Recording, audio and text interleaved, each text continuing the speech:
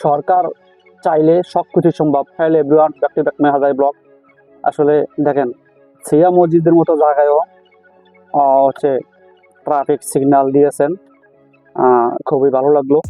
আসলে এটা আওয়ামী লীগ সরকার অর্থাৎ স্বৈরাচার সরকার, বিগত সরকার চিন্তাও করে নেই কখনো তারা এই জায়গায় যে হচ্ছে সিগন্যাল বাতি দেওয়া হবে, ট্রাফিক বাতি সিগন্যাল যেটাকে বলেন দেওয়া হবে, এটা কখনো চিন্তাও করেনি। কিন্তু তারেক রহমানের সরকার আইসা এটা বাস্তবায়ন করেছে। আলহামদুলিল্লাহ, ওনাদেরকে সাধুবাদ জানাই।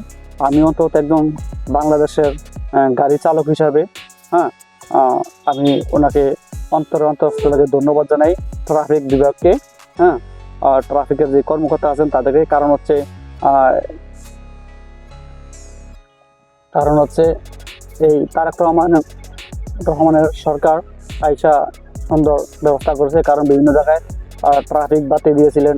কারণ এর আগে একবার বিগত 2000 সালে আছে ম্যাডাম জিয়ার সরকার এসেছিলেন, আমাদের সাবেক মরহুম প্রধানমন্ত্রী খালেদা জিয়া। কারণ উনি একবার এই ট্রাফিকের বাতি লাগাইছিলেন এবং এই ব্যবস্থা করেছেন। কিন্তু আওয়ামী লীগ সরকার আইসা আলাদা আমলে এগুলার এই বাতিগুলো অকার্যকর করে দিয়েছিল। কারণ ট্রাফিক সার্জেন্ট যে হারে বসাইছে, এখানে আর বাতির দরকার হয় না। কারণ ওখানে সিগন্যাল বাতির দরকার হয় না, এই জন্য ওগুলো অকার্যকর হয়েছে।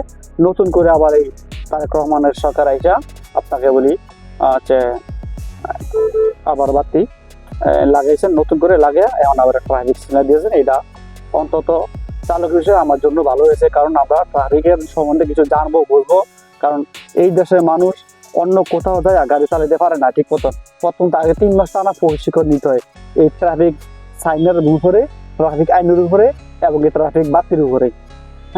ট্রাফিক প্রশিক্ষণ নিতে হয়, তাও অনেকে বোঝে না। লাল বাতি নীল বাতি কোনটা বোঝো না, আর অটো চালকটাও তো আরোই বোঝে না। যা হোক, অনেক ভালো লাগলো। ভিডিও যদি ভালো লাগে থাকে আমাকে একটু লাইক দিবেন, আমার চ্যানেলটি একটু সাবস্ক্রাইব করে দিবেন, ভালোবাসা আমাকে পাশে রাখবেন। আরও সুন্দর সুন্দর ইউনিক ভিডিও যেন আপনাদেরকে দিতে পারি। তো ভালো থাকবেন সবাই, ভালো রাখবেন। আল্লাহ হাফেজ।